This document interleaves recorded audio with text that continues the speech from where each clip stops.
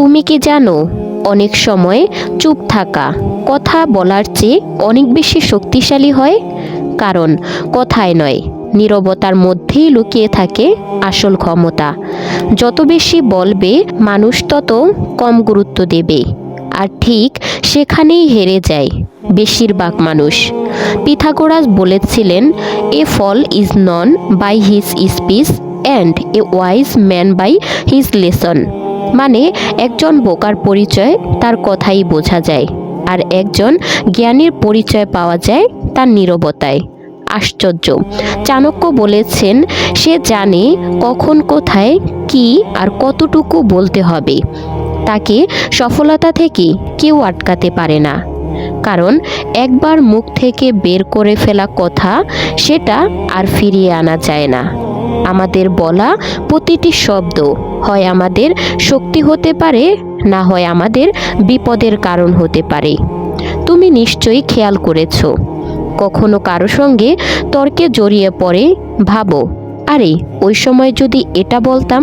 কিন্তু তখন মাথা এতটাই গরম থাকে যে আমরা ভাবি না কি বলছি।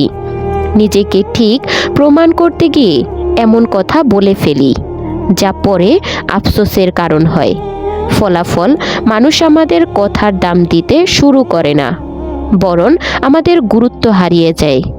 তবুও অনেকে চুপ থাকতে পারে না, কারণ মনে হয় চুপ থাকলে ছোট হয়ে যাব। কিন্তু বাস্তবে চুপচাপ থাকা মানে দুর্বল হওয়া নয়, বরং সেটাই আসল শক্তি। বিশ্বের অনেক সফল মানুষরাই চুপ থেকে সময় বুঝে কথা বলে সফল হয়েছেন। নাম্বার 1, চুপ থাকা আপনাকে আরও শক্তিশালী দেখায়। যখন তুমি চুপ থাকো, মানুষ তোমাকে গভীর চিন্তাশীল আর আত্মবিশ্বাসী ভাবে। যেমন Sun Tzu the Art of War বইয়ের লেখক, তিনি যুদ্ধের সময় শত্রুদের ভয় দেখাতেন না কথায়, বরং নীরবতা দিয়ে বিভ্রান্তে ফেলতেন। শত্রুরা জানতো না ওনার পরবর্তী পদক্ষেপ কী হবে। এই অনিশ্চয়তাই ছিল তার শক্তি। তুমিও যত বেশি কথা বলবে, মানুষ তত আগ্রহ কম দেখাবে। কিন্তু তুমি যখন অল্প বলবে, মানুষ তোমার প্রতিটি কথার গুরুত্ব দেবে।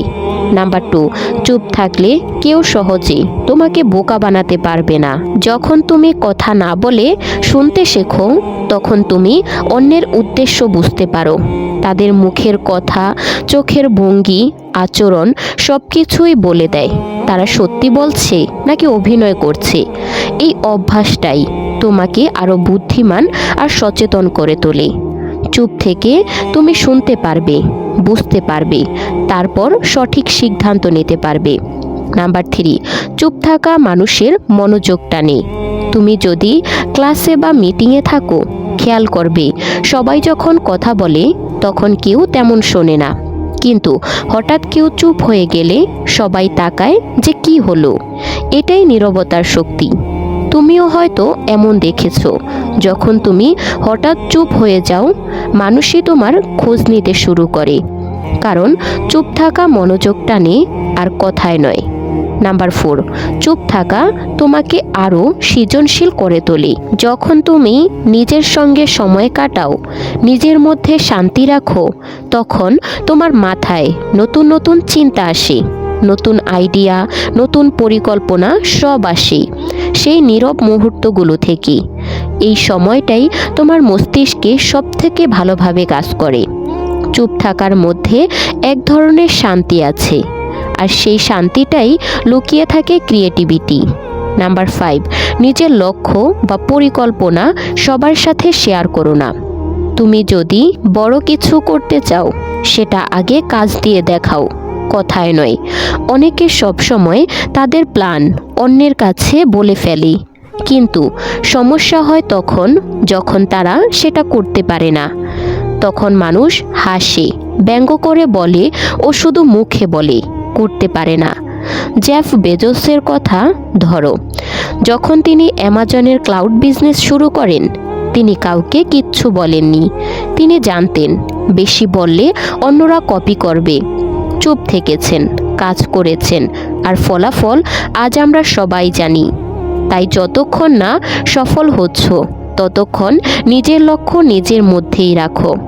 চুপ থাকা মানে দুর্বল হওয়া নয়, বরং সেটা প্রমাণ করে যে তুমি নিজেকে নিয়ন্ত্রণ করতে জানো।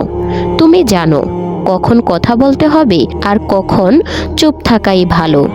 চুপ থাকা হলো এক ধরনের আর্ট, আর যে এই আর্টটা আয়ত্ত করতে পারে তাকে হারানো সত্যিই কঠিন। তো বন্ধুরা, ভিডিওটা ভালো লাগলে একটা লাইক কমেন্ট শেয়ার করে দিবেন, আর ভিডিওটি আপনার প্রিয় মানুষদের সাথে শেয়ার করে দিবেন। দেখা হচ্ছে পরবর্তী কোনো ভিডিওতে। সেই পর্যন্ত ভালো থাকবেন, সুস্থ থাকবেন। আল্লাহ হাফেজ।